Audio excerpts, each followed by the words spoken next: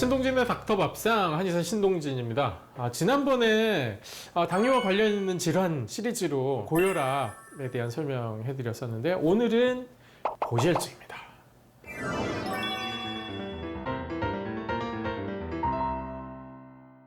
고지혈증의 기준을 좀 말씀드리면 총 콜레스테롤이라는 게 있고, 그리고 좋은 콜레스테롤이 있고, 나쁜 콜레스테롤이 있고, 또 중성지방이 있고, 보통 이렇게 네 가지 항목으로 혈액 검사 결과가 나오죠. 총 콜레스테롤의 기준은 보통 200 이하가 정상으로 보죠. 그리고 중성지방의 경우에는 150 이하를 기준으로 보는데, 그리고 좋은 콜레스테롤은 40에서 50 이상이면 되고, 그리고 나쁜 콜레스테롤, 보통 LDL 콜레스테롤이라고 많이 부르는 그 나쁜 콜레스테롤인 경우에는 100 미만, 그리고 130까지가 경계역입니다. 저는 이 중에서도 특히나 나쁜 콜레스테롤에 대해서 집중적으로 좀 설명을 드리려고 합니다.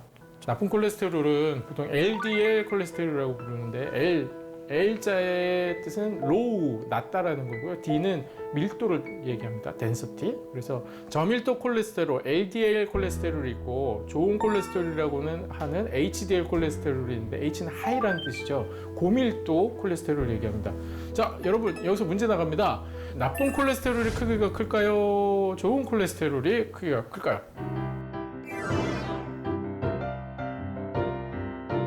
정답은 크기가 큰 건 LDL 콜레스테롤입니다. 예. 밀도가 낮으니까 부피가 커요. 예. 그래서 겉에서 보기가 더 커 보인다, 이렇게 보시면 됩니다.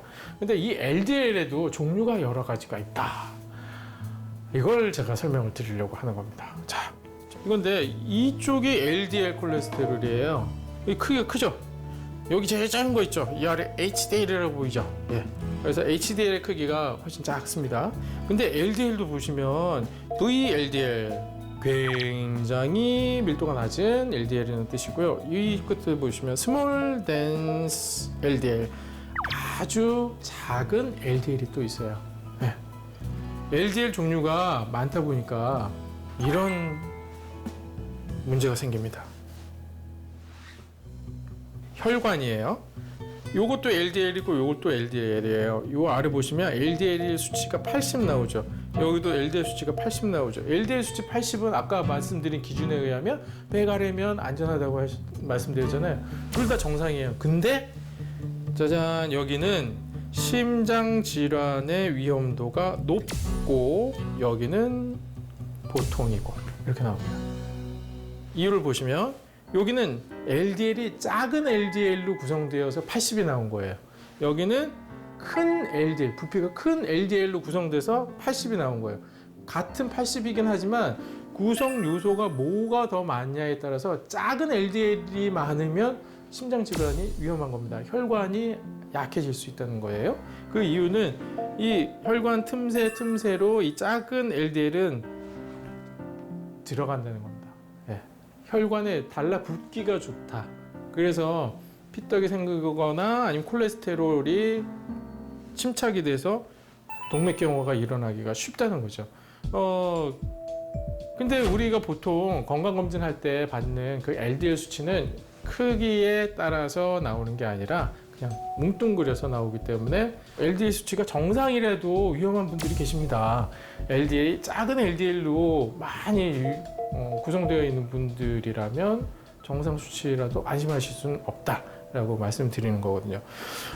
그렇게 해서 이제 고지혈증, LDL 조심하셔야 된다고 말씀을 드렸고, 중성지방을 조금 말씀드리면, 중성지방 같은 경우에는 몸에 체지방이 많으면 비례해서 증가합니다.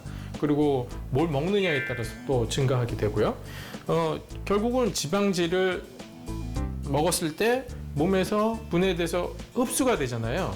그 흡수가 되는 지방들이 지방산으로 쪼개지는데 그 지방산의 종류가 또 다릅니다. 그래서 여러분들 단쇄지방산, 중쇄지방산 이런 거 말은 좀 어렵지만 MCT 오일 들어보셨죠?